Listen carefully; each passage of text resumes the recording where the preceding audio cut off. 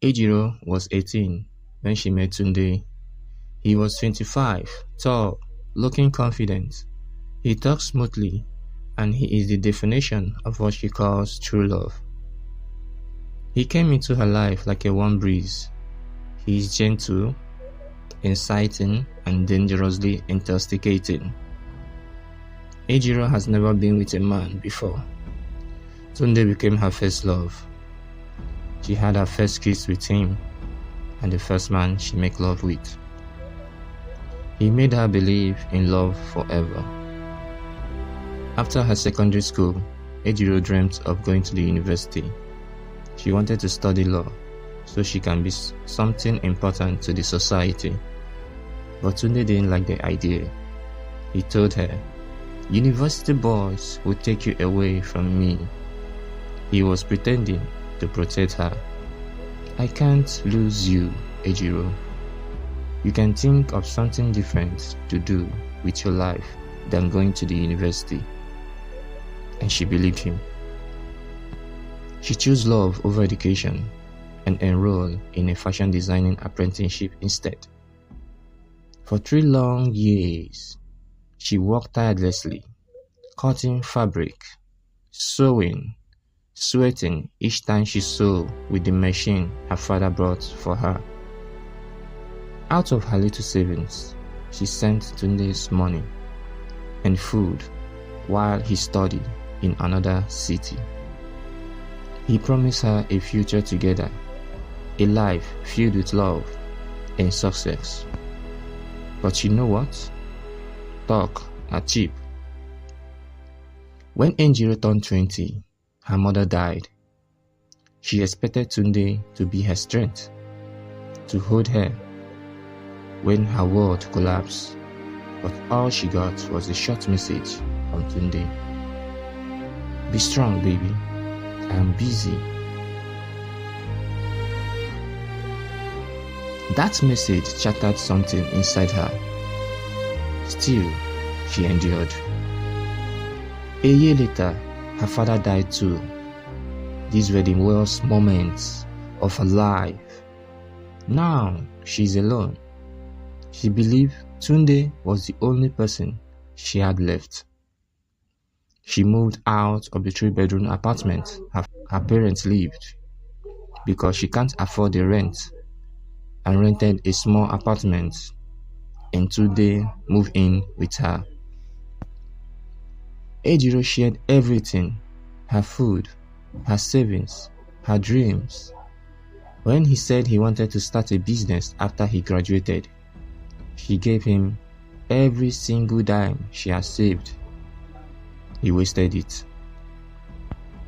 The money went into alcohol, other women, and nights out.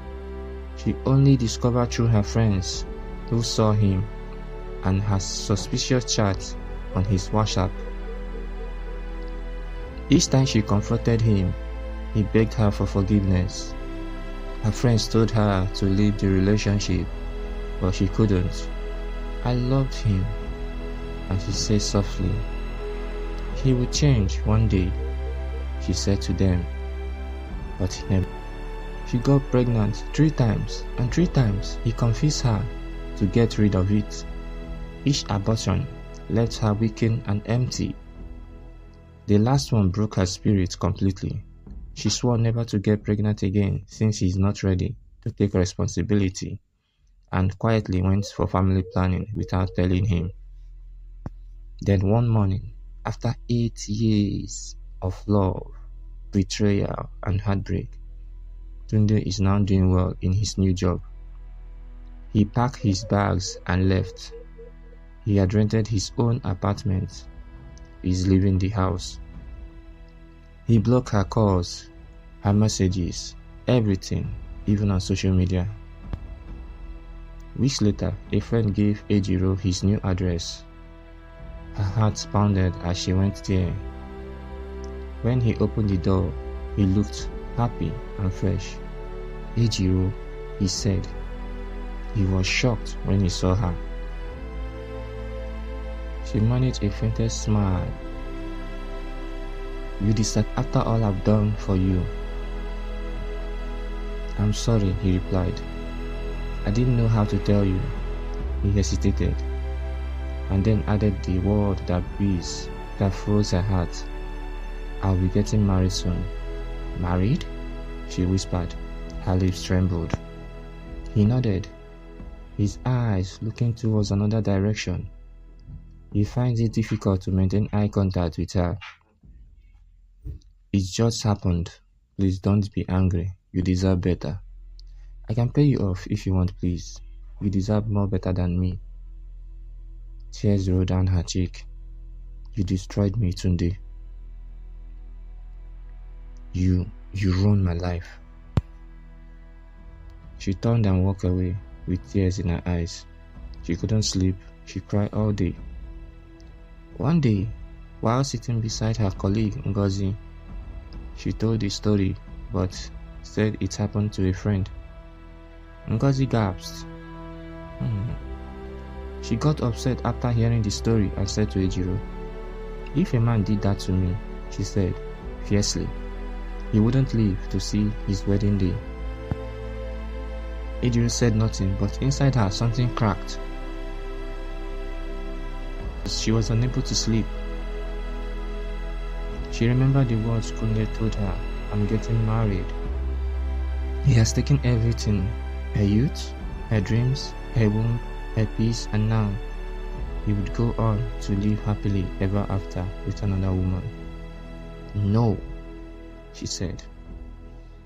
2 days later, she called him.